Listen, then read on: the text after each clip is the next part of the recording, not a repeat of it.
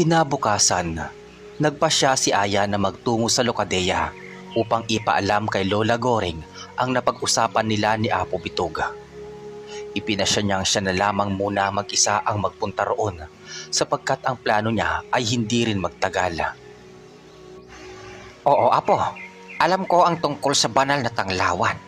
Ngunit hindi ko batid na nagagamit pala iyon ng mga kalaban upang makagawa ng paraan upang tayo ay matyagan. Kaya pala halos sunod-sunod ang pagdating ng mga masasamang elemento. Tila nahihiwagaan na wika ni Lola Goring nang mabanggit ni Aya ang tungkol sa tanglawan. Ako man po, Lola, ay hindi alam ang tungkol doon. Sinabi lamang iyon sa akin ni Apo Bitog, kaya nagkaroon ako ng ideya. Ngunit ang sabi niya, maaari naman daw pong maalis iyon upang hindi na magamit ng mga kalaban natin.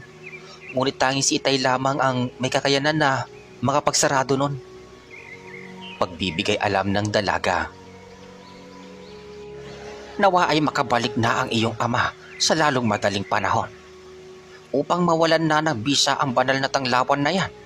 Sa mga oras na ito ay natitiyak ko na naririnig at nalalaman nila ang ating pinag-uusapan. Nag-aalalang wika ni Lola Goring. Ngunit alam mo po ba, Lola, ang sabi rin ni Apo Bitog, hindi daw nalalaman ni Abilara ang usapan at hindi niya nadidinig kung doon nangyayari sa sagradong lugar sa amin. Wika muli ng dalaga. Napangiti naman ang matanda sa sinabi niyang iyon bago muli itong nagsalita. Mabuti naman kung ganoon. Meron pa palang ligtas na lugar para makaiwas sa mga walang awang nilalang na yon. Tugon naman ni Lola Goring. Ganun nga po, Lola. Oo nga po pala. Naisin ko man po na magtagal dito hindi ko yung maaaring gawin sapagkat may kailangan akong gawin sa mundo ng mga tao. Kailangan ko na silang protektahan laban sa mga panibagong kalaban. Mahabang pahayag ni Aya. Bueno, Apo, total nabanggit mo na rin lamang na ang tungkol sa kalaban. Nagkaroon ako ng pangitain na ang inyong kasunod na magkakaharap ay ang mga nilikha niyang tiyanak. Pagbibigay alam ng matanda sa kanya. Oo nga po pala, Lola. Ayon din kay Apo Bitog, ay magiging isang hukbo daw ang pagsalakay at pagsugod nila. Tugon ng dalaga. Sasabihin ko sa iyo ngayon kung saan magsisimulang sumalakay ang mga naturang tiyanak na yon, Apo. Wika ng matanda. Ang ibig niyong sabihin, Lola, alam niyo kung saan magmumula ang mga iyon? Takang tanong ni Aya. Ayon sa aking naging pangitain, matatagpuan sila sa isang liblib at sulok na lugar na mayroong mga puno na kulay pula. Pagbibigay alam ng matanda sa kanya. Maraming salamat po, Lola. Bukas na bukas din ipag-uutos ko sa lambanan na alamin ang eksaktong lugar na kinaroroonan ng mga yon. Kami na ang kusang hahanap upang hindi nila magawa pang sumugod sa aming baryo nang wala nang madamay na ibang tao. Mahabang pahayag ni Aya. Tama ang naisipan mong plano, Apo. Iyan talaga ang nararapat upang hindi na madamay pa ang mga walang laban na mga tao sa inyong baryo. Maraming salamat sa palagi ninyong pag-alalay sa amin, Lola. Kahit kailan, hindi nyo kami pinapabayaan. Hangad ko po na patuloy pa tayo magkakasama-sama. Turan ni Aya at yumakap kay Lola Goring. Natapos ang usapan na iyon na baon ng dalaga ang determinasyon at ligaya sa puso. Dahil batid niya na sa gitna ng mga kahaharaping laban ay mayroong mga nakaalalay at nakaagapay sa kanya bukod sa dalawa niyang kaibigan na sina Usnag at Maliga.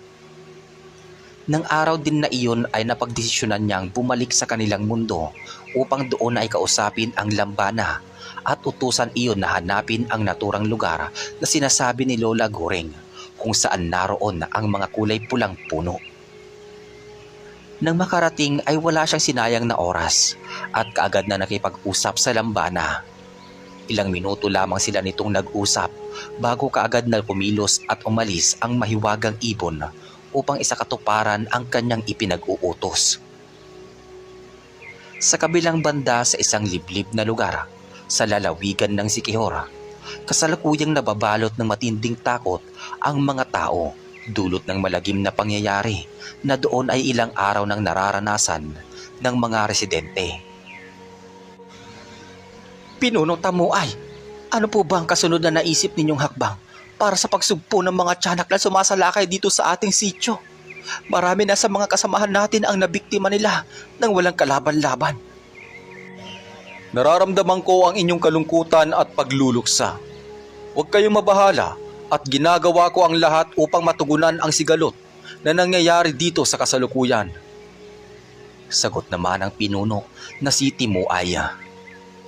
Kasalukuyan silang nasa gitna ng pagpupulong at bumubuo ng plano tungkol sa pagkitil sa mga naturang nilalang na tiyanak. Halos ilang araw na rin kasi silang nagdurusa at hindi alam kung kanino lalapit dahil sa kakulitan at kalituhan ng mga pangyayari. Maging ang kanilang mga albularyo sa baryo na iyon ay hindi nakakagawa pa ng paraan upang labanan ang mga nilalang na iyon, sapagkat ang mga ito ay inuunang paslangin ng mga tiyanak. Tanging ang mga mahihinang baluti lamang ang nagsisilbi nilang pananggalang upang labanan ang kanilang kalaban. Samantala, matapos nga ang 2 araw ay muling nagbalik ang Lambana upang ibalita kay Aya at gabayan sila kung saan naroon ang sinasabi ni Lola Goring na lugar ng mga kulay pulang puno. Kaagad na naghanda ang lahat kasama ang kanyang 2 kaibigan na sina Usnag at Malig. Ayon sa Lambana, nasa matinding panganib ang mga tao sa lugar na iyon, Usnag, Malig. Kaya kailangan natin makarating doon sa lalong madaling panahon. Wika ni Aya nang kaharap na niya ang 2. Naintindihan ko ang inyong pag-aalala, Binibini. Nakahanda kami ni Malig anumang laban ang maaari nating kaharapin. Tugon ni Usnag. Nasasabik na akong patikimin ng galit ko ang mga tiyanak na yun. Kaya kung sasabihan nyo kami, kaagad kaming kikilos para sumabak, Binibini. Singit naman ni Malig sa usapan. Natuwa naman ang dalaga sa sinabi ng mga kaibigan. Mas minabuti na lamang niyang huwag sabihin sa mga iyon ang laman ng kanyang panaginip upang hindi na mag-alala ang mga iyon sa kanya. At katulad ng dati, upang marating ang naturang lugar ay gumawa siya ng lagusan kinabukasan. Wala silang sinayang na oras nang kasama silang gabayan ng Lambana. Ilang oras pa ang kanilang nilakad patungo sa mismong lugar kung saan ang mga sinasabing kulay pulang puno. Nasa bungat pa lamang sila ng liblib na lugar ay ramdam na kaagad ni Aya at amoy na niya ang sangsang ng paligid na tila ba may nagkalat na mga dugo roon. Nakita na rin na napaliligiran ng mga puno na kulay pula ang lugar. Batid niyang iyon na ang lugar na sinasabi ni Lola Goring. Usnag, Malig, pakiramdam ko ay naririto na tayo. Humanda kayo. Anumang oras ay sasalakay na sila sa atin. Pagbibigay babala niya sa 2. Tanging pagtango lamang ang naisagot ng mga iyon at magkatalikod na pumwesto upang kapwa makita ang mga bawat anggulo na posibleng panggalingan ng mga kalaban. Ilang saglit lang ang lumipas ay naramdaman na nila na nagsigalawan ang mga dahon mula sa mga puno na kulay pulang sanga. Umihip ang malamig na hangin at sa paligid ay umalingaw-ngaw ang mga pagtawa ng mga tila maliliit na nilalang. Segundo lang ang lumipas ay may isang kumpol ng tila kulay itim na bola ang lumitaw sa hindi kalayuan. Kaagad na humanda si Usnag at kinuha ang espada sa kanyang lukbutan at nakaamba naman ang mga malalaking kamao ni Malig na nasa likuran niya. Habang si Aya na may tila kampante lamang na nakatitig sa naturang kulay itim na bulang iyon at inaabangan niya ang pagsugod nito. Unti-unti ay nakita nila na papalapit na sa kanila ang kumpol na itim. Ngunit nang malapit na iyon ay napagtanto nila na isa pala iyong pulutong ng mga kulay itim na maliliit na tao at mabilis ang mga takbo na pasugod sa kanilang kinaroroonan. Bilisan ninyo! Naiinip na ako! Pasigaw na sambit ni Usnaga. Ngayon ninyo masusubukan ang bangis ng aking kamao. Wika naman ni Malig. Samantala si Aya naman ay nakatanaw lamang at tila hindi natitinag sa paglapit ng mga naturang nilalang. Habang mas lumalapit ang mga yon ay nakita niya ang tunay na itsura ng mga nilalang. Mahaba ang mga tenga, may mapupulang mga mata, malalaki ang tiyan at kulay itim ang buong katawan na walang mga saplot at tanging mga maliliit na balabal na itim lamang ang nakatapis sa ibang bahagi ng kanilang mga katawan. Nang tuluyan na iyong makalapit ay kaagad na inunday ni Usnag ang kanyang espada. Ngunit sa laking gulat niya ay naiwasan ito ng mga yon. Malakas na nagsitalunan na ang mga maliliit na tao at dumiretso kay Malig. Kaagad na nahawakan ni Malig ang mga naabot ng kanyang kamay at isa-isa iyong ibinato iyon sa di kalayuan at kaagad naman na nadurog na parang isang maliit na bato ang bawat maihampas niya sa lapag. Aba, magaling kayong umilag ah. Tignan natin ngayon kung makakailag pa kayo dito sa kasunod na gagawin ko. Tila gigil na wika ni Usnag, ngunit nang mapatingin siya sa kinaroroonan ni Aya ay nakita niya na tila natatawa ito sa kanya. Habang nakangiti ang dalaga ay ikinumpas niya ang mga kamay at sa bawat pagkumpas ng mga kamay niya ay isa-isang nagsitay lapon sa malalayong bahagi ng lugar ang mga maliliit na nilalang. Mga walang hiya kayo? Nakita niyo na ang ginawa ninyo ngayon? Tuloy tinatawanan ako ni Binibining Aya. Hindi pwede to.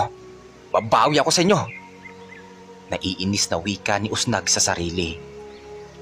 Matapos niyang sabihin iyon ay siya na mismo ang sumugod sa mga nagkukumpulang mga tiyanak sa di kalayuan. Itinaas niya ang kanyang espada at sa halip na isa lamang iyon, naging 3 liwanag ang nagmula doon at nang iunday niya sa isang iglap lamang ay bumagsak na sa lupa ang mga hati-hating katawan ng mga kalaban. Matapos noon ay muli siyang tumingin sa dalaga na tila nagpapasikat bago pa sigaw na nagsalita. Ayos ba Binibining Aya? Tila tinatawanan mo yata ako kanina. Sigaw niya dito habang nakangiti na rin. Natakasan kanila kanina. Alam ko naman na pinagbigyan mo lamang sila at pinasakay sa iyong mga gimik. Nakangiting tugon naman ni Aya habang patuloy pa rin sa pagkumpas ng mga kamay upang walang kahirap-hirap na iwas-iwas ang mga maliliit na kalaban. Iyon ba? Sinadya ko yun. Hindi pa kasi ako kontento kanina eh. Kakaunti pa lamang kasi sila. Muli namang tugon niya sa dalaga. Ngunit walang ano-ano ay may biglang dumamba sa kanyang ulunan na nagmula sa punong pula. Kaagad iyong pumatong sa kanyang balikat at planong kalmutin ang kanyang muka. Ngunit isang wasiwas lamang niya ng espada sa ere ay nabiyak ang kulay itim na nilalang sa kanyang ulunan.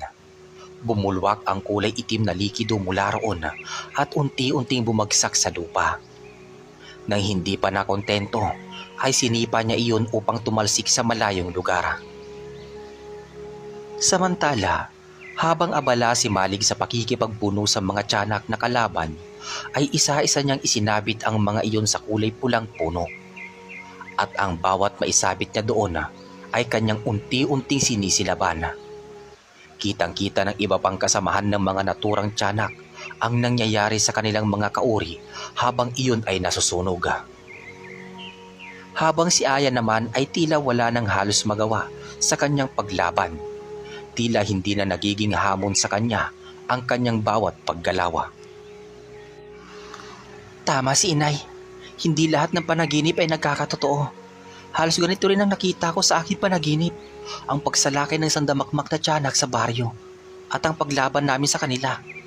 Ngunit ang kaibahan lamang ay hindi ako naging paralisado gaya ng nasa aking panaginip. Bulong niya sa sarili habang walang kahirap-hirap na itinataboy ng kanyang malakas na puwersa ang bawat sumugod na tiyanak sa kanyang harapan. Ang bawat tatamaan ng malakas niyang enerhiya ay kusang natutunaw na tila isang yelo at kumakalat sa lupa ang kanilang likidong itim.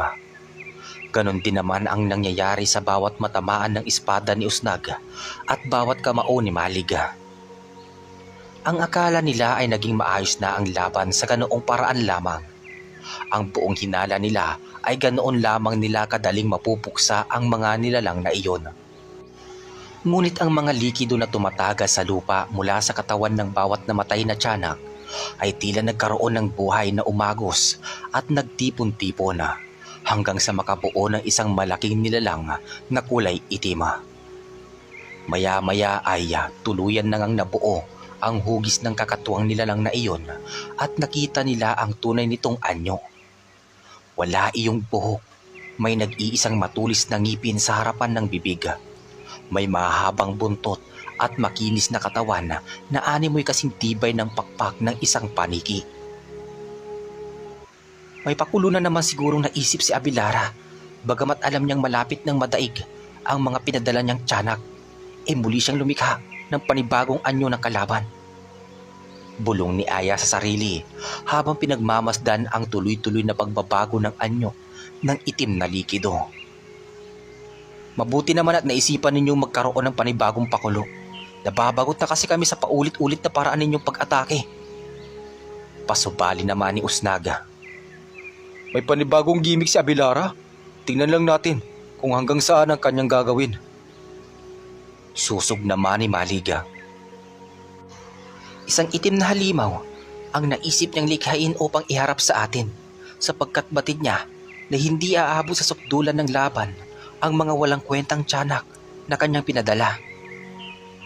Natatawa namang wika ni Aya habang nakamuestra ng pagsugod sa kulay itim na halimaw. Tapos na ba kayo sa kahambugang pinagsasabi ninyo? Sabik na ba kayong makita kung paano ko kayo pagsama-samahing tirisin at gawing hapunan ngayong gabi? Nang iinsultong wika ng boses ng may kakaibang tunog. Ipakita mo kung ano ang kaya mong gawin at ipagmalaki mo sa pinuno ninyong si Abelara ang kahinaan ninyong lahat. Pasigaw na saad ni Aya.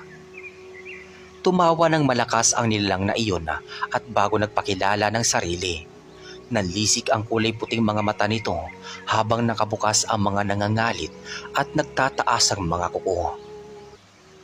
Ako si Sangkilang, ang isa sa pinuno ng mga duwende na alagad ni Haring Abelara. Ako ang espiritu na paghihiganti at kasamaan. Pasigaw rin na turan nun at matapos siyang sumigaw ay kaagad na bumuhos ang malakas na pag-ulan at malakas na hangin na nagmumula sa ilalim ng lupa.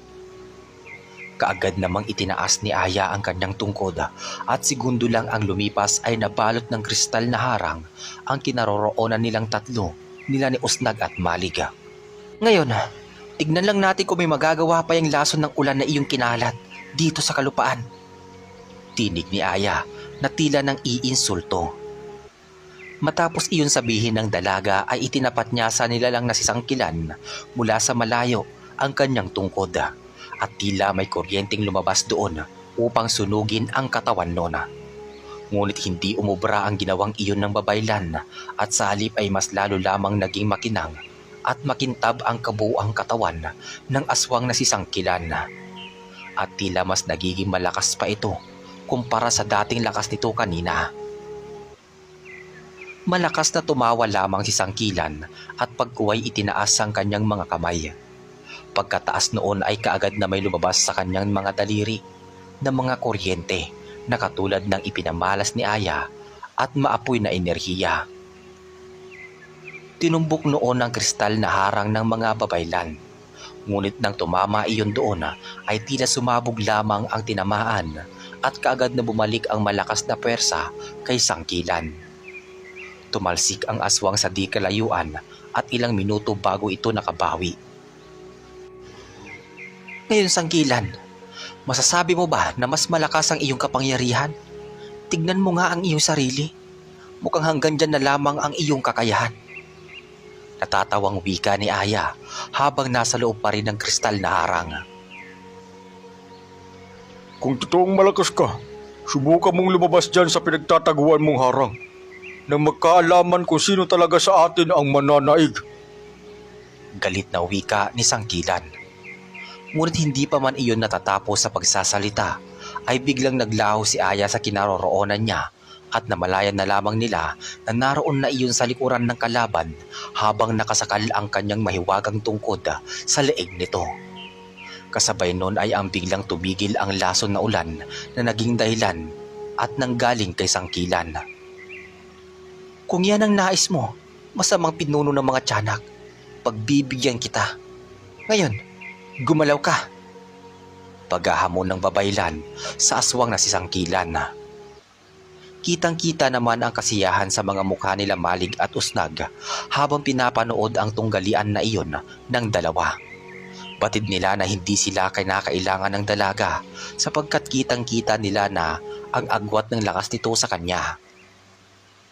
Hindi makagalaw si Sangkilan sa hindi niya malamang dahilan. Ngunit nang pilitin niyang lumingon sa dalagang babaylan ay nakita niya na kinokontrol pala nito ang kanyang mga kilos at galaw. Sinubukan niyang piliting kumilos upang hawakan ang tungkod ni Aya na nasa leeg niya. Ngunit paghawak niya doon ay labis na init at tila pagkasunog ng apoy ang kanyang naramdaman. Kaya naman wala na siyang paraan pa upang lumaban at manaig.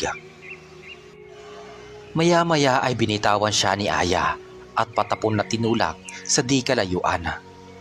Kaagad na muling tumayo iyon at akmang itataas muli ang mga kamay upang maglabas ng mga kuryenteng apoy, ngunit mabilis na tinitigan ni Aya ang kanyang mga mata.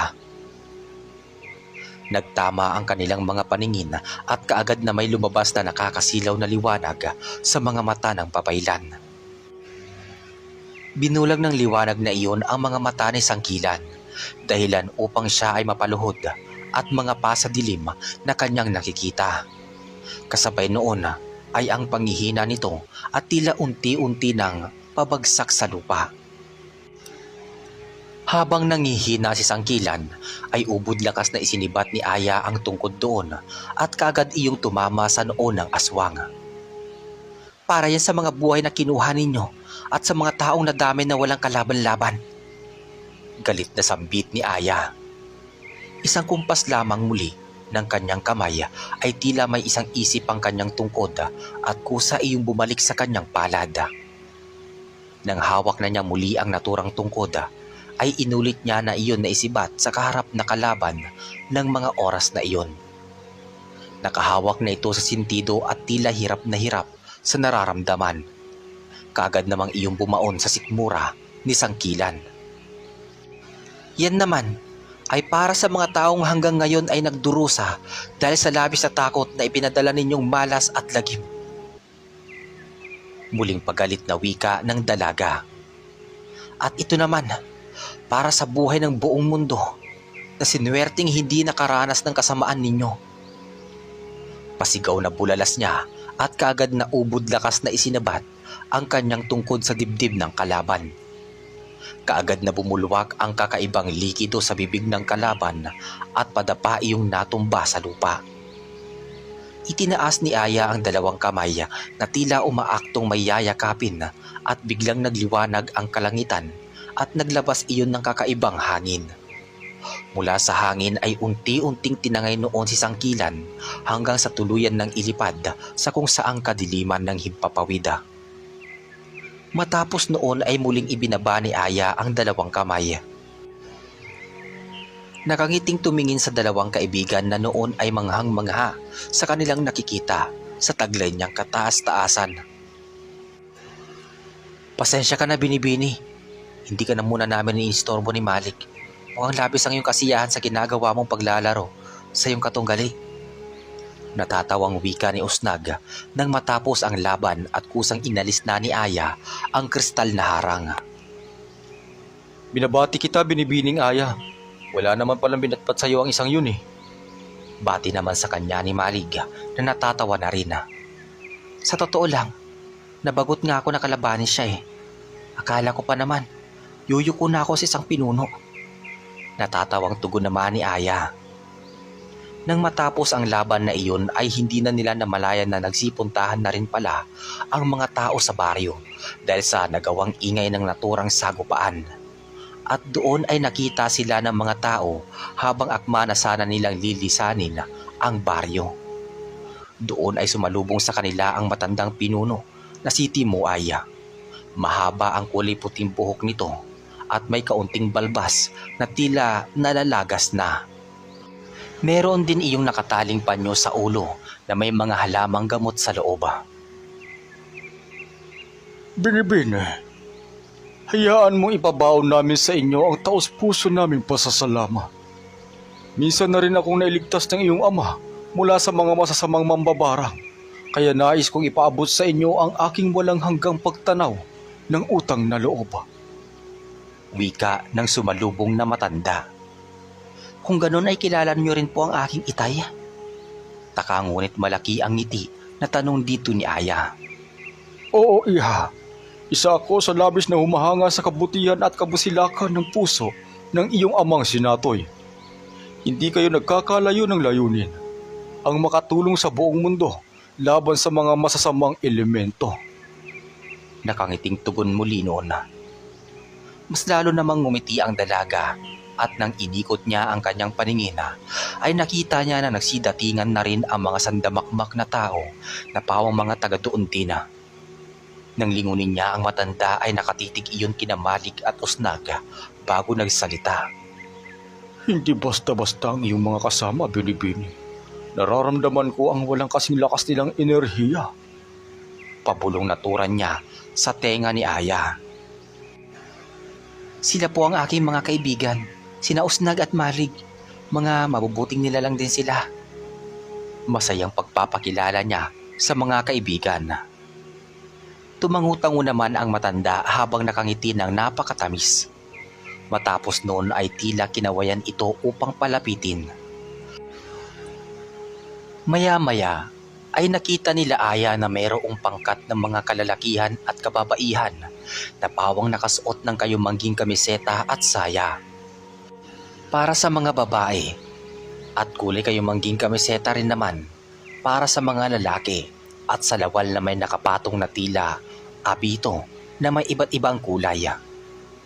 Ilang sandali pa ay tila pumosisyon ang mga iyon sa gitna.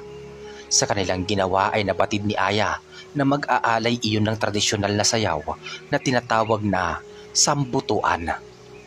Ang sayaw na iyon ay ginagawa nila bilang simbolismo ng pagdiriwang matapos humarap sa matinding hamon sa buhay. Nagpapahayag din iyon ng isang pasasalamat at pagpupugay para sa mga bagong tao sa kanilang puok. Labis ang tuwa at galak sa puso nilang tatlo nang makita kung gaanong pinahalagahan ng mga tao doon ang kanilang sakripisyo at pagtulong. Ang ilan sa mga iyon ay nag-aabot pa ng mga katutubong gawang kamay na busluan at ang iba naman ay nag-abot ng mga anting-anting at mga mahiwagang bato na nagmula pa sa kanilang mga mahal at iniingatang ninuno. Matapos ang seremonyas at ritual ng pasasalamat na iyon, ay tuluyan na ngang nagpaalam ang tatlo sa mga tao doon at muli ay binagtas na nila ang daan patungo kung saan ay maaari silang gumawa ng lagusan. Ilang saglit lang ay muli na silang nakabalik sa bahay ng ina nila ni Aya.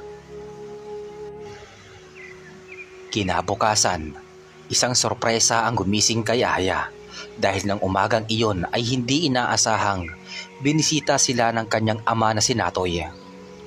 Hindi pa man niya nauubos ang kaping bigas na iniinom ay napabulaslas na siyang sinalubong ang ama nang bigla ay lumitaw iyon sa nilikhang lagusan sa mismong bakuran nila. Itay, mabuti po at napadalaw kayo sa amin ni Inay. Ang tuwang-tuwang sambit niya bago napayakap sa ama. Kamusta kayo anak dito ng inay mo? Masayang bati din ito pabalik sa kanya. Ayos lang naman po kami dito, Itay. Kaya lang po, palagi kanyang kinakasabi kang makita. Tiyak na matutuwa iyon pagbalik galing sa palengke. Hindi maipaliwanag na sayang tugon ni Aya. Maligayang pagbabalik, Haring Natoy. Palagi po kaming nararangal na makita ka. Magalang na sabay na bati naman nila Usnag at Malig. Masaya ako makita kayo muli, Usnag, Malig. Ang lalaki na ninyo ah.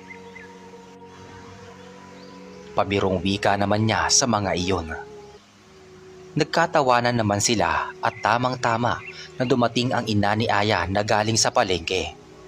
Wala itong paglagyan sa labis na tuwa at kaagad na pinasa kay Malig ang mga daladalang pinamili at kaagad na yumakap kay Natoy at gumanti naman iyon ng yakap sa asawa.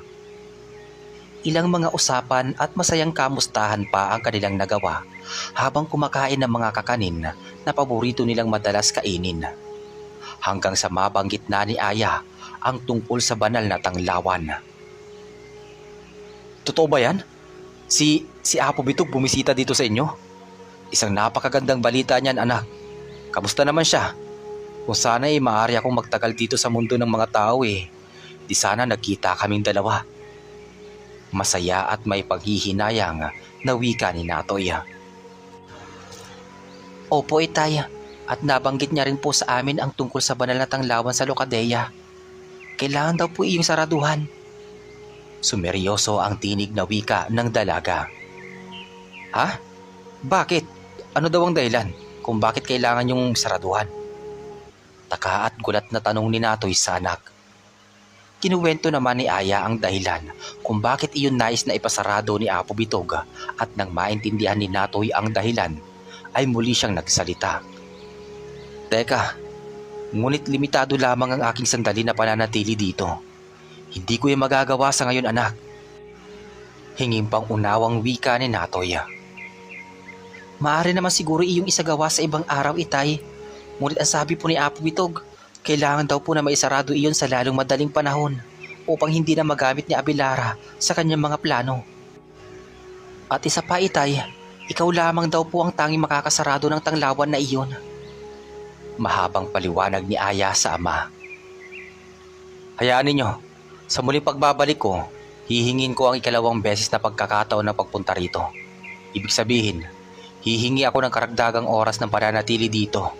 Ngunit, matagal bago ako makabalik muli. Medyo malungkot na boses na wika ng kanyang ama. Kung sa akin ay ayos lamang iyon, mahal. Para sa ikabubuti ng nakararami, ihanda naman ako magsakripisyo. Ang sandaling pagkikita at pagsasama natin ay walang halaga kung meron namang nakaambang panganib sa ating buhay dahil sa kalaban. Mahaba at makahulugang wika ng ina ni Aya. Sa sinabing iyon ay hindi na iwasang hagkan ni Natoy ang asawa. Dahil doon ay mas lalo siyang napamahal dito.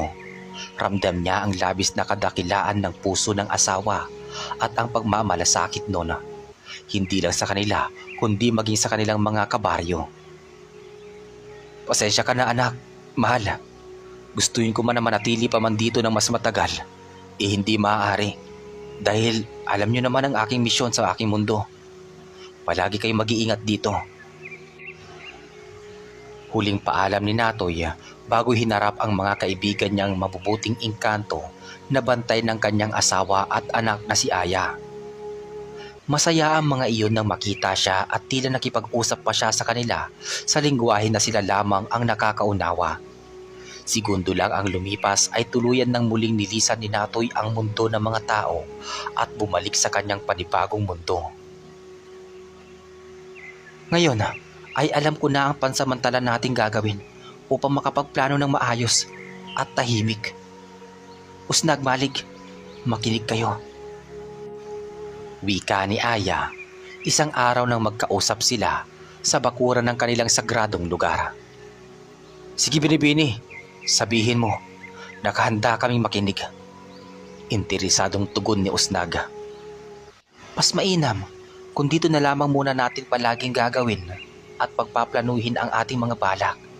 Dahil ayon kay Apo Bitog, kapag naririto tayo at dahil walang kinalaman sa mundo ng mga engkanto ang sagradong lugar na ito, hindi tayo makikita o maririnig ni Abelara na gumagawa ng ating mga layunin.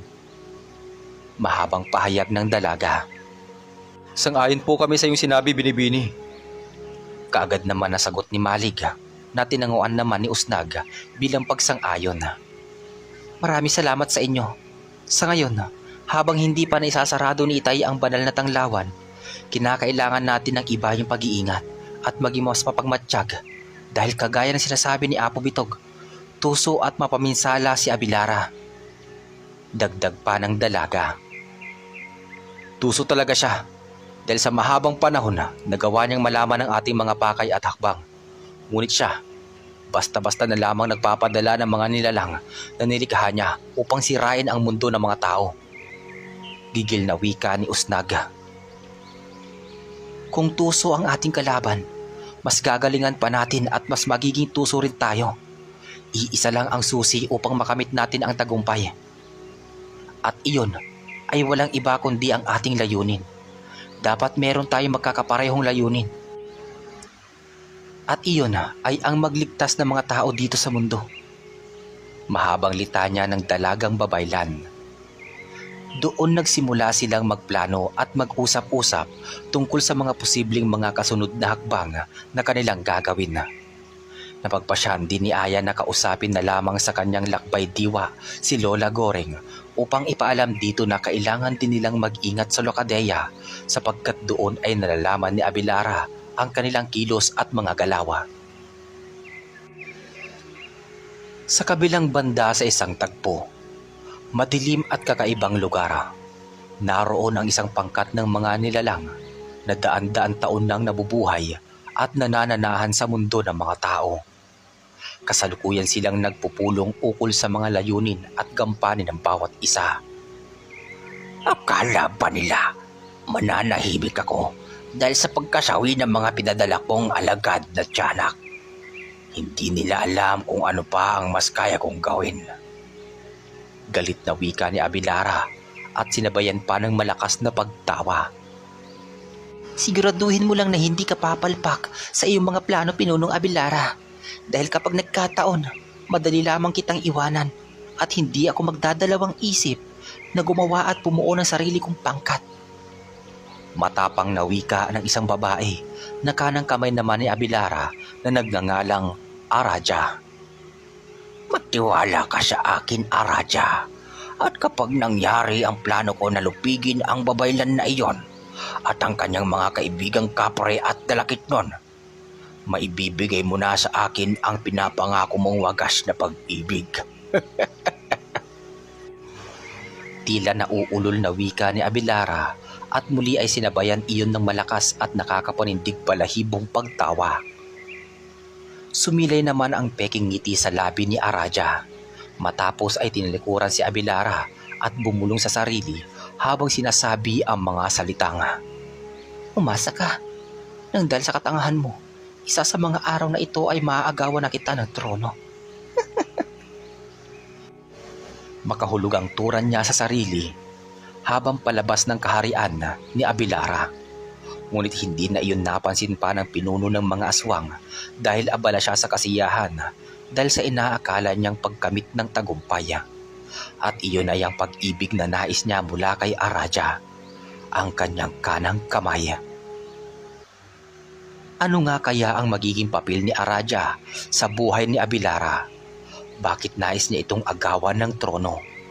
Isa rin ba siyang kaaway o kakampi na magliligtas sa mga tao laban sa kamay ni Abelara?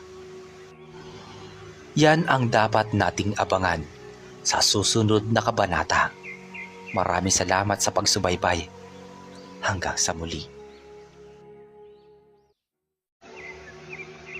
Matapos ang masamang plano na iyon, ay napagdesisyonan ni Araja na magtungo sa sagradong lugar nila ni Aya upang doon ay kausapin ang mga yun at kunin ang simpatsya ng panig nila. Habang nasa labas ng bahay sila Aya at ang kanyang ina kasama sina Usnag at Malig na kasalukuyang masayang nag-uusap-usap, ay tila may napansin silang isang babae na paparating. Sa unang kita pa lamang doon ng dalaga ay batid na niya na ito ay hindi iyon pangkaraniwang nilalanga. Nakasuot iyon ng kulay kayumanggi na saya na hanggang tuhod at marami itong mga anting-anting na nakatali sa bewang. Meron din iyong nakapulupot na telang sinturon sa mga braso at may dala iyong kulay itim na bilog na metala.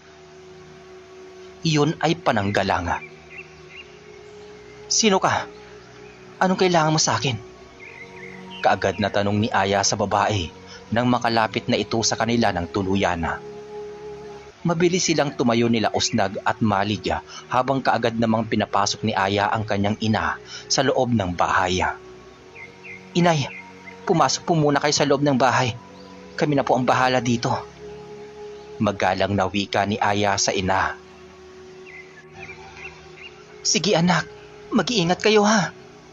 Nag-aalala man ay sumunod na lamang ang kanyang ina.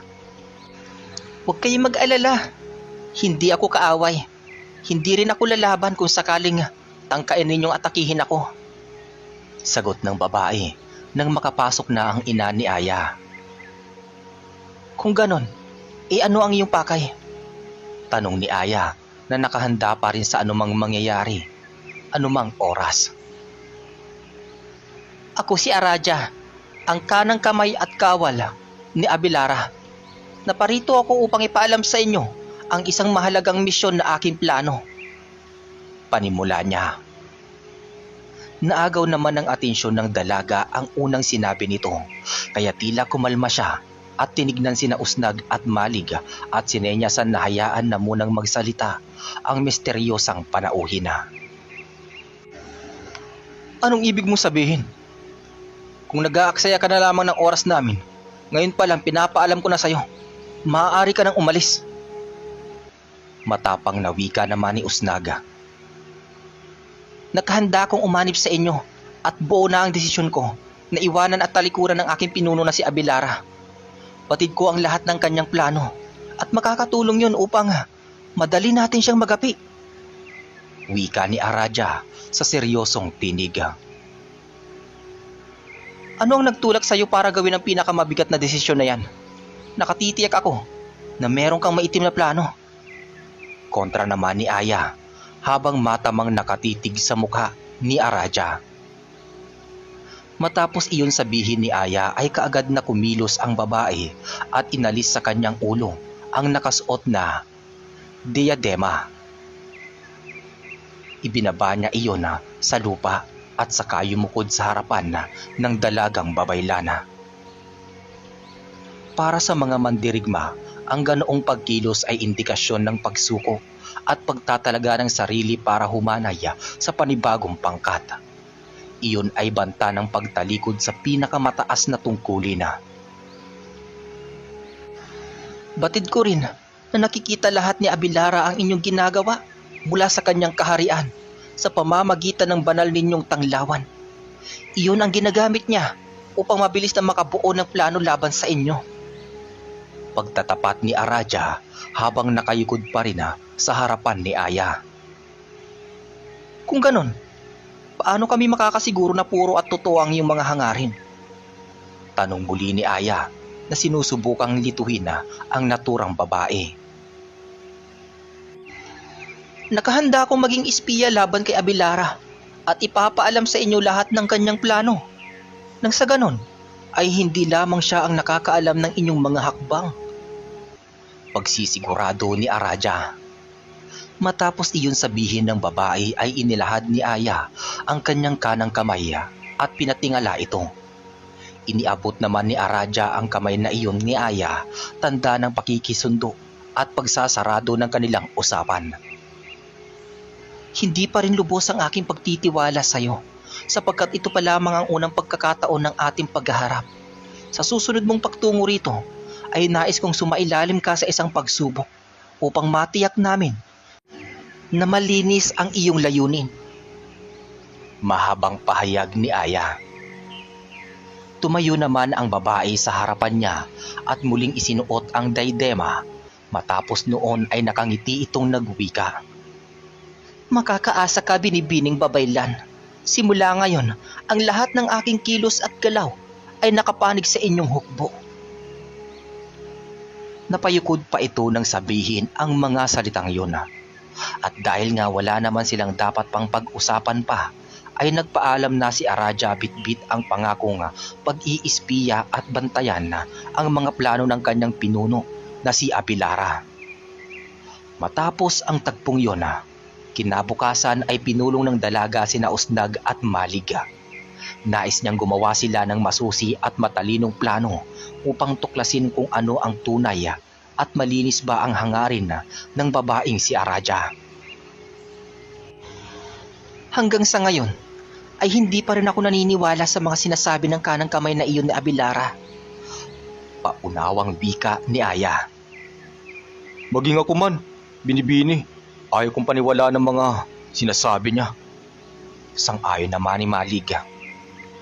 Sa tingin ko, Binibini, kailangan natin siyang bigyan ng isang pagsubok na magpapakumbinsi sa atin na totoo sa atin ang kanyang pagnanais na pumanig.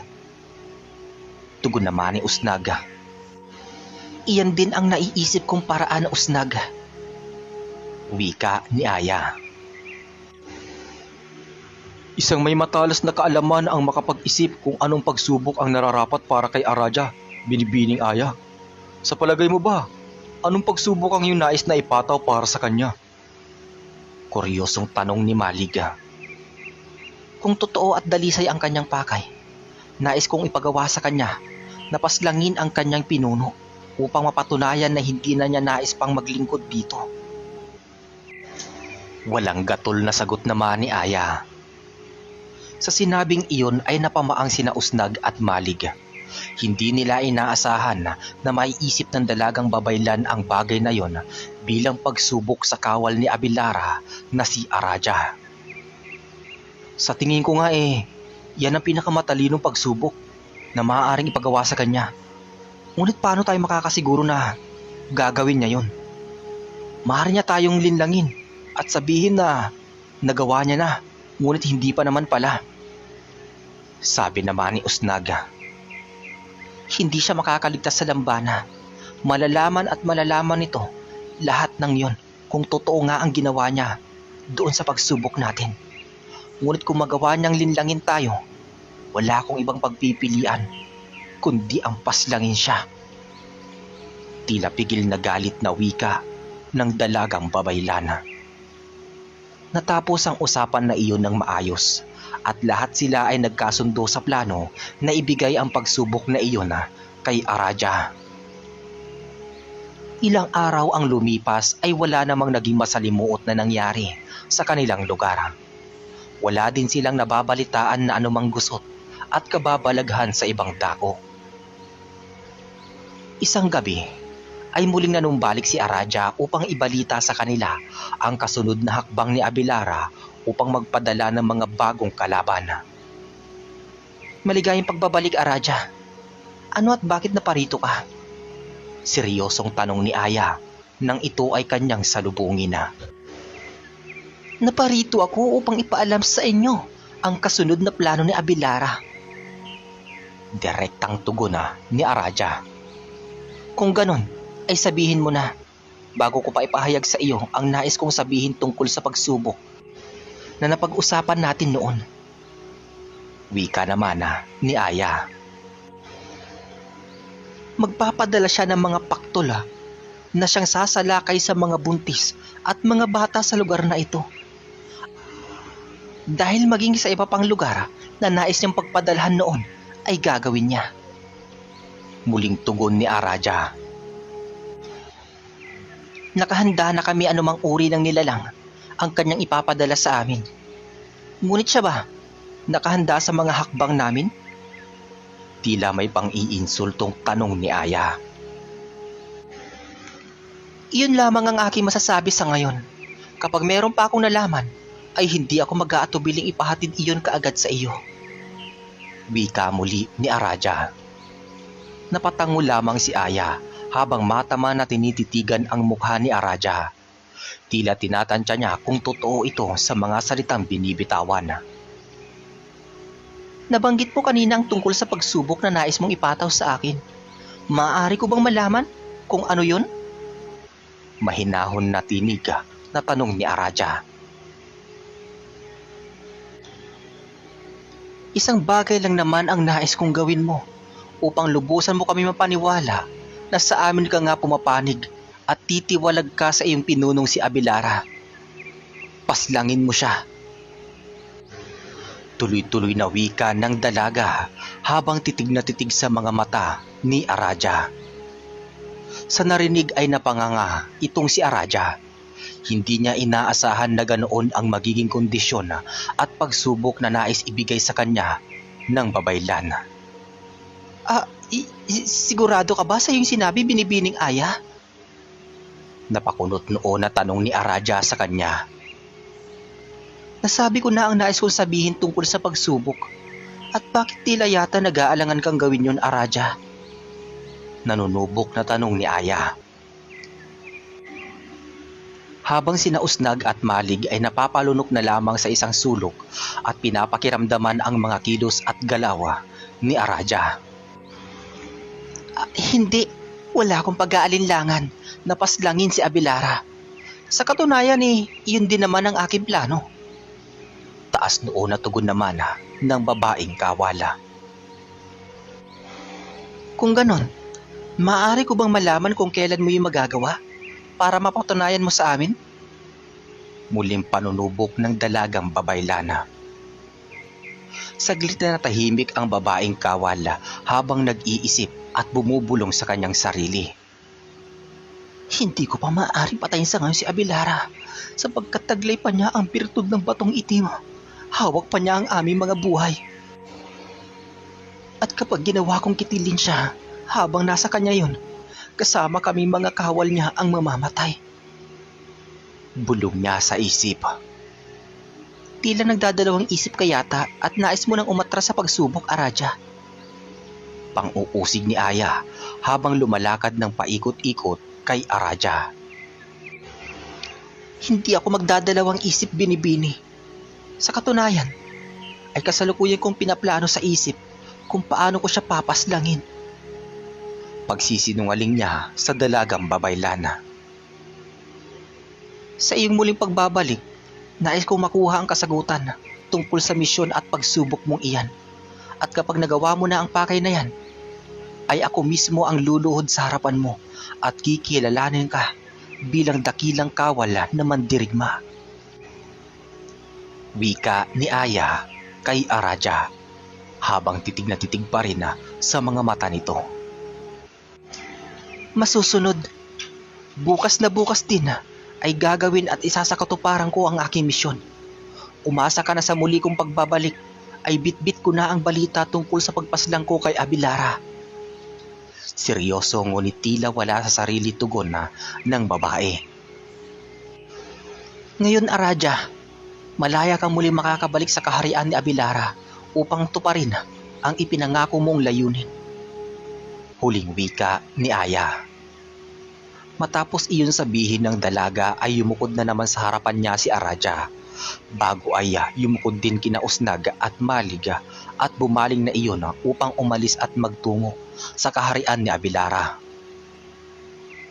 Samantala, habang nasa kanyang kaharian si Abelara at kasalukuyang umuusal ng mga masasamang dasal at orasyon upang lubusan ng mabuo ang hukbo ng mga paktol na aswang na kasunod niyang ipapadala sa iba't ibang baryo, ay naantala ang kanyang ginagawa nang maramdaman niya ang pagdating ni Araja sa kanyang likuran. Araja, aking mahal, saan ka nang galing? At tila palagi yatang hindi kita nakikita dito sa aking kaharian. Hindi rin alam ng ibang mga kawal kung saan ka nagtutungo. Nakangiti at bati ni Abelara sa kanya. Huwag mo kong alalahanin. Lumalabas lamang ako at nagpapahangin sa mundo ng mga tao. Meron ding iilan sa kanila ang nakalabang ko. Pagsisinungaling ni Araja habang nakatitig sa itaas ng bahagi ng trono na kinaroroonan ni Abelara, kung saan ay doon nakalagay na ang kahon ng kalasag. Nais mo bang ako naman ang magpasyal sa iyo dito sa buong kaharian? Natitiyak ko na hindi mo pa nakikita at nagagalugad ang kabuuan ng malawak na kaharian kong ito. Pang-iinggan yung tanong ni Abelara habang inilalabas pa ang mga mahahabang dila at humihingal-hingal sa kasabikan. Hindi ko kailangang galugarin pa ang kaharian na ito. Hindi rin naman ako interesado. At isa pa, ikaw ang pinuno at walang iba. Kaya wala akong karapatan na abalahin ka. Pag-iwas na sagot naman ni Araja. Sinasabi ko sa iyo, Araja, basta tugunin mo lamang ang pag-ibig na inaalay ko sa iyo. ay pihadong magiging sayo ang lahat ng nasa akin din ngayon. Pagpupumilit ni Abelara habang hinahaplos ang buhok ng babaeng kawala. Hindi ito ang tamang panahon para dyan. Siguro kailangan mo na magpahinga. Sapat na ang mga bilang ng mga paktol na naipadala mo sa bawat baryo. Wika ni Araja sa kanya. Pilit na tumawa naman si Abelara bago muling nagsalita. Magpapahinga lamang ako kapag tapos ko na masungkit ang matamis na pag-ibig mo, Araja. Matagal na panahon na rin kitang pinapangarap na mapasa akin. Sabik na wika ng pinuno ng aswang habang hinahaplos ang balikat ni Araja. Bumaling naman ang babae sa kanya bago nakangiti na nagsalita at titig na titig sa kanyang mga mata habang sinasabi ang mga kataganga. Huwag kang mag-alala, Abelara. Nalalapit na ang panahon na makukuha mo ang aking pag-ibig. Buong-buo, dalisay at puro. May pang-aakit na tinig ni Araja. Sa sinabing iyon ng babaeng kawal ay tila kumislap ang mga mata ni Abelara at tumingala iyon habang umaalulong sa tuwa na tila isang asong nauulula. Muli namang tumalikod si Araja at dagli ay sumilay muli sa kanyang muka ang nakakainsulto at makahulugang mga ngiti. Ngiti iyon na may pagbabanta, ngiti ng isang nilalanga na may maitim na plano. Ilang araw ang lumipas ay hindi pa rin nakakabalik si Araja sa mundo nila Aya upang ibalita dito na nagawa na niyang paslangin ang kanyang pinuno. Ngunit tila nakiayon ang pagkakataon sa kanya dahil isang gabi, habang mahimbing na nahihimlay si Abelara sa kanyang trono, ay palihim na tinungo ni Araja ang kinalalagyan ng itim na birtud upang iyon ay nakawi na. Dahan-dahan siyang lumakad patungo sa trono na kinaroroonan ni Abelara. Unti-unti ay nakikita na niya ang birtud na itim na nakapatong sa kahon ng kalasag sa pinakaulunan ni Abelara. Maingat ang ginawa niyang bawat hakbang, maging ang kanyang hininga ay pinipigilan niya habang palapit na siya ng palapit sa naturang birtud. Ilang saglit pa, sa wakas ay abot kamay na niya ang bato na iyon at tagumpay na nahawakan iyon sa kanyang mga palad. Ngunit, laking gulat niya at biglang naibalik iyon sa pinaglalagyan ng madama niya na sobrang init iyon habang hawak-hawak niya. Kaya naman nataranta siyang inilagay kaagad iyon sa kahon ng kalasag. Sa hindi inaasahang sandali ay biglang nagising si Abelara at nakita siya nito na malapit sa kanyang trono. Takang nagtanong iyon sa kanya. Mahal kong Araja, ano ginagawa mo dito sa aking trono habang ako ay natutulog? Patawa-tawang tanong ni Abelara. Wala naman. Nais ko lang bantayan at silayan ang mukha ng aking iniirok at magiging kabiyak sa itinakdang panahon. Kaagad na sagot ng kawala.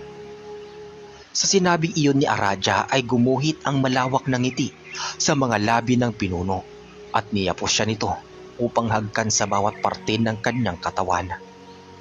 Ilang beses na umiwas ang babae bago iyon nagsalita. Ngunit hindi ba, kung nais mo maging kabiyak ang isang tulad ko, nararapat lamang na igalang at irespeto mo. At kailangan mo ring ibigay ang lahat ng nais ko at kahilingan. Tama ba, Abelara? Panunukso na wika ni Araja. Matapos ang usapan na iyon, ay tumahimik at napaisip ang kawala. Tinanong niya sa sarili kung paano ko makukuha ang naturang birtud kung gayong meron pala itong kakaibang katangian na nag-iinit kapag ibang nilalang ang humahawak dito.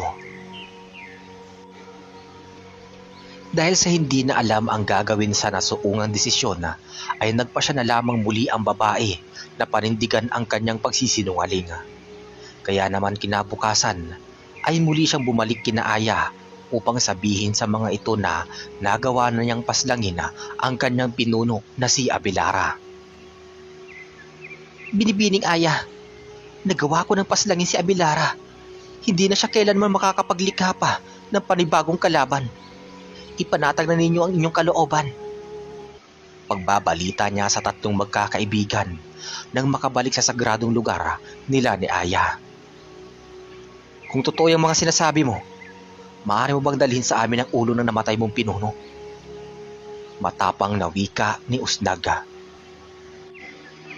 Ipagpaumanhin po ninyo, ngunit kaagad ko siyang ipinabaon sa lupa matapos ko siyang paslangin nang sa ganon ay wala nang iba pang makakita. Pagdadahilan ni Araja na hindi makatingin sa kanila. Sa sinabing iyon ay palihim na nagkatinginan sina Usnag at Malig, pati si Aya. Batid nila na may kakaiba sa babae at meron itong hindi sinasabi sa kanila. Ngunit hindi nila iyon pinahalata kay Araja. Sa halip ay nagsalita na lamang si Aya. Binabati kita sa iyong katapangan, Araja. Ang pagkitil sa buhay ng iyong pinuno ay hindi madaling gawin. Ngunit napagtagumpayan mo at iyon ay dahil sa iyong taglay na bangis. Kunwari ay pagpuri niya dito. Napangiti naman si Araja ng mapabaling sa dalaga. Nagpasalamat pa ito sa kanila bago muling nagsalita si Aya at sinabi nga, bumalik ka sa ikatlong pagsikat ng araw simula ngayon at magbibigay akong gantimpala sa iyo dahil sa ginawa mong katapatan at pagiging totoo sa amin. Nakangiting wika ni Aya habang nakatitig pa rin sa mga mata ni Araja. Tanging pagtango na lamang ang naisagot ng babaeng kawal bago nagpaalam na upang bumalik sa kaharian ni Abelara. Ayon sa kanya, hindi siya maaaring mawala ng matagal doon upang hindi maghinala sa kanya ang ibang mga galamay ni Abelara na may kinalaman siya sa pagkasawi nito. Ang hindi alam nila Aya ay wala naman talagang planong paslangin ni Araja si Abelara habang hindi pa nito nakukuha ang itim na birtud mula dito. Sapagkat dito pa rin nakasalalay ang kanyang buhay at maging ang buhay ng kanyang mga kasamang kawal. Ang tanging nais lamang niya ay ibisto ang mga plano ni Abelara upang mapilitan si Aya na sugurin ito at sumiklab ang laban. At habang nasa gitna ng pagiging abala ni Abelara sa sagupaan ay sa kanya kukunin ang itim na birtud. Nang makaalis na si Araja ay kaagad na tinawag ng dalaga ang lambana at inutusan iyon na sundan ito at alamin kung totoo ba ang mga sinasabi ni Araja na napaslang nito si Abelara. At gaya ng dati, nagbigay ng 2 araw ang lambana upang maihatid sa kanya ang tamang kasagutan. Matapos nga ang 2 araw na ipinaghintay ni Aya, ay nakabalik na ang lambana at isiniwalat nito sa kanya na hindi pa totoong patay si Abelara. Nasabi din sa kanya ng lambana na maging si Abelara din daw ay nalinlang ni Araja upang maagaw ang trono nito sa bandang huli. Sa nalaman na iyon ni Aya ay dangit-ngit siya sa galit. Ganon din naman sina Usnag at Malig. Ngunit nagpasalamat pa rin sila sapagkat nalaman nila ang tunay na pakay sa kanila ni Araja. Dahil doon ay nabuo sa isip ni Aya kung ano ang gantimpala na ibibigay niya kay Araja sakaling ito man ay makabalik sa kanila. 3 araw mula ng huling paghaharap ni Araja kina Aya ay muli siyang bumalik upang kunin ang umano'y gantimpala na pinangako sa kanya ng babaylan. Ngunit nang nasa bukana pa lamang siya ng sagradong lugar nila Aya ay galit at pasigaw siyang sinalubong ng dalaga. Sinungaling ka! Isa kang dakilang taksil! Pasigaw na bulalas ni Aya at tinulak si Araja.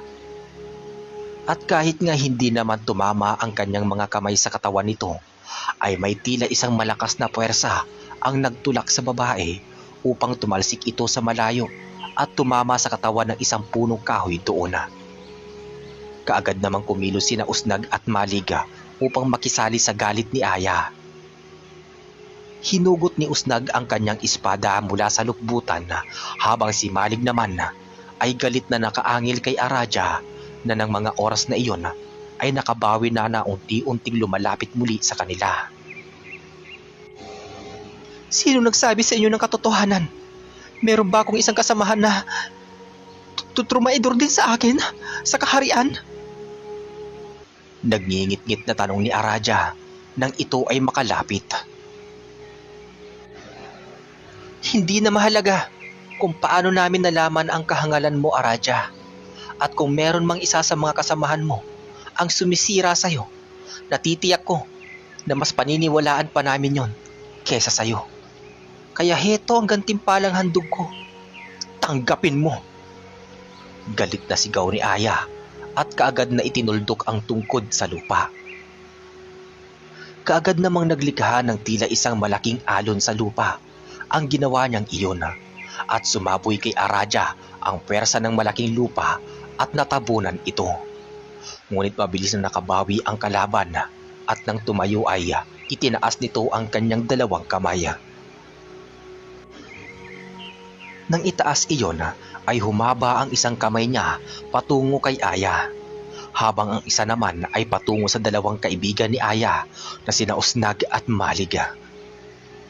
Lumaki at humaba ang kamay na iyon na tila ba isang malaking sawa na kayang lunukin ang kalaban anumang oras. Nag-iba ang anyo ni Araja. Nagkaroon siya ng sungay sa kanyang ulo at naging kulubot ang kanyang muka. Ang balat sa buo niyang katawan ay nagmistulang balat ng isang buhaya. Meron ding nakalagay sa kanyang noo na isang maliit na bilugang bato na kulay pula at kumikislap. Iwinasiwas ni Aya ang tungkod at nang tumama iyon sa malaki at mahabang kamay ni Araja ay kaagad na naganda putol-putol ang kamay na iyon. Ngunit tila ba hindi ininda ng kalaban. Nang akma namang pasugod na kay Usnag ang kamay ni Araja ay kaagad niyang tinabas iyon ng kanyang hawak na espada. Gaya ng inaasahan nagkanda putol-putol din ang mga yon sa kabila niyang kamay naman at nagkalat sa lupa ang mga piraso noon. Kaagad namang dinampot ni Malig ang mga iyon at pinagbabali bago ubod lakas na inihagi sa malayong lugar. Ngunit nang mapatingin sila kay Araja ay nakita nilang muling humaba ang mga kamay noon at tila may tumubo na mas marami pang kamay na animoy naging galamay ng mga pugita. Sa pagkakataon na iyon ay nagsama-sama sina Usnag, Malig at Aya at magkakatalikuran sila sa isa't isa upang harapin si Araja. Akala nyo yata, ganun nyo lang kayang putulin ang aking mga kamay? Nagkakamali kayo. Dahil hindi lang iyon ang kaya kong gawin, mga hangal. Galit na sigaw ni Araja at muling itinaas ang mga galamaya. Kaagad iyong naglabas ng mga naglalagablab na bolang apoy at ipinabato iyon sa kanilang tatlo. Mabilis naman ang ginawang pagkilos ni Aya at muli ay ginawa niya ang mahiwagang kristal na harang upang protektahan sila. Tumama ang mga bolang apoy sa kristal na harang na iyon. Noong una ay tila dumudulas lamang ang mga bolang apoy na pinapakawalan ni Araja sa naturang harang. Ngunit sadyang malakas ang pwersa noon kaya naman nagawang wasakin ng mga bolang apoy na iyon ang harang na kristal. Nagawa niyang wasakin ang mahiwagang kristal, Binibining Aya. Napatigalgal na bulalas ni Malig. Ngunit isang ngiti lamang ang ibinato ni Aya kay Araja at kaagad na iginuhit niya ang tungkod sa lupa at bigla ay naglabas iyon ng dambuhalang harang na tubig. Tila isang kortinang tubig ang itsura nun na nakaharang sa kanilang paligid. Kaya naman bawat pagtama ng mga bolang apoy na pinapakawalan pa rin ni Araja ay kusa lamang tinutunaw at kaagad na nilalamon ng mahiwagang harang na tubig na iyon. Ang galing! Napakahusay mo talaga, Binibini. Isa kang tunay na babaylan. Ngayon, Araja, tignan lang natin kung may magagawa pa rin yung mga bolang apoy mo nang iinsultong sambit ni Aya. Ano? Hindi maaari ito. Paano mo nagawang tunawin ang ganun-ganun lang ang mga bolang apoy ko? Hindi ako papayag. Galit na sigaw ni Araja. Muli itong nagpamalas ng mga bolang apoy. Ang iba ay nagiging isang malaispadang apoy at minsan naman ay mga mistulang sibat na apoy ang lumalabas sa mga mahahaba at malalaking kamay ni Araja. Galit na galit iyon at tila wala ng humpay sa pagpapakawala niya ng kanyang kapangyarihan. Maya-maya ay binuka niya ang kanyang palad at naging napakalapad iyon hanggang sa naging isang dambuhalang palad na unti-unting bumabalot sa harang na tubig. Ano naman kayang pakulong ginagawa ng isang to? Wika ni Usnag habang kalmadong nakatanaw lamang sa loob ng harang na tubig. Hayaan niyo lang siya. May naisip na akong planong gawin sa pagtatapos ng buhay niya. Nakikita niyo ba yung kulay pulang bato sa kubikislap sa noo niya? Iyon ang kahinaan ni Araja. Wika ni Aya habang patuloy na unti-unting binabalot ni Araja ng kanyang palad ang kanilang proteksyon. Oo nga, may palagay ako na yun ang kahinaan niya. Sang-ayon naman ni Usnag. Usnag Malig, humanda kayo. Lalabas tayo sa loob ng harang na to. Alam na ninyo ang gagawin. Wika ni Aya. Nakahanda na kami, Binibini. Tugon naman kaagad ng dalawa. Ngayon na!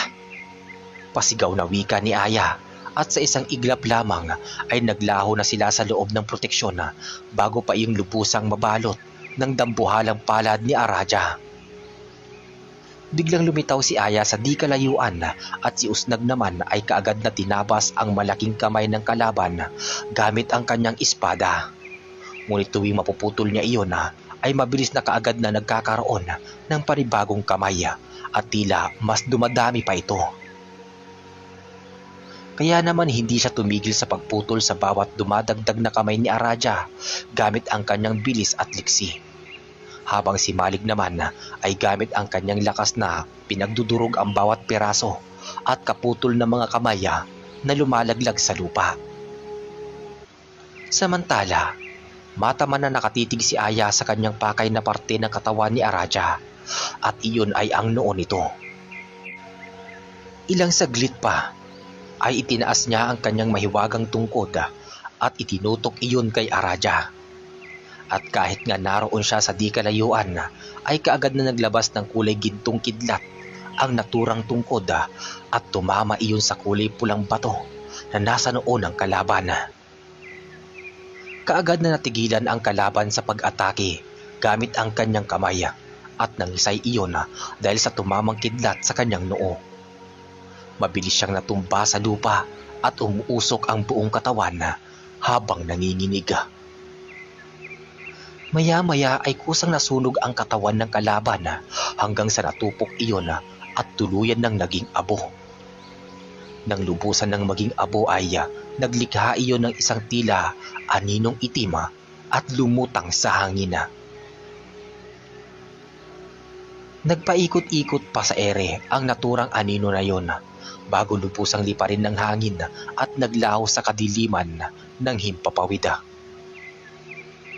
Samantala, ang mga putol-putol na piraso ng mga sandamakmak na kamay ni Araja ay nagkalat sa lupa at tila wala na iyong paglagyan dahil sa dami. Kaya naman, ikinumpas ni Aya ang kanyang mga kamay at kaagad na naglikha iyon ng isang malaking butas sa lupa. Maya-maya ay tila may mga buhay na isa-isang nagsipuntahan sa naturang butas ang mga piraso ng mga kamay na iyon sa pamamagitan ng pagkontrol ni Aya. Ang iba sa mga iyon ay pinag-aapakan pa ni Malig at bawat nadudurog na bahagi nun ay naglilikha ng ingay na tila umiiyak at dumadaing na tinig ng isang babae. Ang malas mo, Araja, dahil maaga namin nalaman ang maitim mong plano. Wika ni Aya habang nakatingin sa nilikhahan niyang butas sa lupa kung saan niya inilagay ang mga piraso ng kamay ni Araja. Matapos iyon ay isang muling kumpas ng kanyang mga kamay at nagsarado naman ang butas na kanyang ginawa. Tangi mga usok at amoy na lamang ng masangsang na babahong alingasawa ang naiwan sa paligid. Tapos na ang laban natin kay Araja. Ngunit patid ko na hindi lamang dito tumitigil ang lahat. Wika ni Usnag habang nakatingin kay Aya na nakangiti. Tama ka, Usnag. Dahil kung totoo man yung sinabi ni Araja tungkol sa mga aswang na paktol na kasunod na ipapadala ni Abilara, iyon ang kasunod na kailangan nating paghandaan. Tugon naman ni Aya. Palagi kami nasa likod mo, Binibini. Hindi kami mapapagod na maging kasangga mo. Kagad namang sagot ni Malig. Maraming salamat sa inyo, Usnag at Malig. Hinding-hindi niyo ako iniiwan simula nung mga bata pa tayo. Pagpapasalamat niya sa dalawa. Hinding-hinding mangyayari yun, Binibini. At kahit dumating pa yung panahon na hindi na natin kailangan pang humarap sa anumang laban, patuloy ka pa rin naming sasamahan. Lalo na ako, kahit sa habang buhay. Patutsadang wika naman ni Usnag. Osha, halina at bumalik na tayo sa bahay. Tiyak na naghihintay doon si nanay. Huling wika ni Aya. Ngunit akmang babalik na sana sila sa bahay ay nakita nila ang mga tao na labis ang tuwa habang nagsisipalakpakan ang mga yon. Nasaksihan pala nila ang ginawang iyon na pakikipaglaban nila Aya kay Araja. At dahil nga doon lamang iyon nangyari sa kanilang sagradong lugar, walang kamalay-malay si Abilara tungkol doon. Naging maayos naman ang lahat matapos ang madugong laban na iyon sa pagitan nila Aya at Araja. Samantala, sa isang tapat na kawal ni Abilara ang nag-abot ng balita dito tungkol sa pagkasawi ni Araja. Si Kaela, ang tagapagbantay ng tarangkahan ng kanilang kaharian. At nalaman niya iyon mula sa isang aswang na paktol na ng mga oras pala noon na nagaganap ang laban nila Aya ay naroon ito at nakasaksi sa lahat ng pangyayari maging hanggang sa pagkasawi ni Araja. Pinunong Abilara, may nais akong ibalita sa inyo. Pero alam kong labis niyo itong ikakalungkot. Ngunit ito ay nalaman ko lamang mula sa isang mga paktol na iyong nilikha para magmanman sa labas. Panimula ni Kaela. Kung tungkol naman iyan sa mga hampas lupang nilalang sa lupa at doon sa babaylan na palaging hadlang sa aking mga plano, huwag mo na lamang sabihin sa akin niyang, Kaela. Ang nais ko ngayon ay makita at mahanap si Araja dahil ilang araw nang hindi ko siya nakikita dito sa ating kaharian. Wika ni Abilara habang nakaupo sa kanyang trono. Tungkol nga po sa kanya ang nais kong ipaalam sa inyo, Pinuno. Muling tugon ni Kaela. Nang marinig iyon ay kaagad na natigilan si Abilara at napabaling sa kawal at nagbigay ng isang seryosong tingin. Anong kamo? Ano ang tungkol kay Araja? Sabihin mo. Ano? Nagmamadali at inis na tanong niya rito. Kinalulungkot ko, Pinuno. Ngunit patay na raw si Araja. Nasawi siya sa tunggalian ng panig ng iisang anak ng sugo. Ang babayla na si Aya at ang mga kaibigan nito ang pumaslang sa kanya. Pagpapatuloy ni Kaela. Hindi! Galit na sigaw ni Abilara habang bakas sa tinig ang labis na pagtangis at hinagpis. Ngunit bakit hindi ko yun nakita sa aking tanglawan? Nagtataka, ngunit gigil na gigil pa rin na tanong ni Abilara. Yun nga rin po ang hindi ko alam, Pinuno. Marahil inaganap ang labanan sa isang sagrado at banal na lugar na tanging mga naroon lamang ang nakasaksi at nakakaalam. Tugon naman ni Kaela. Sa nalaman na iyon ay tiimbagang at galit na napasigaw muli si Abilara. At isang maitim na plano ang nakahanda ng ipaghasik sa mundo ng mga tao. At dito po muna mapuputol ang ating kwento. Abangan niyo po ang kasunod. Maraming salamat po sa inyong pagsubaybay at walang sawang suporta. Hanggang sa muli.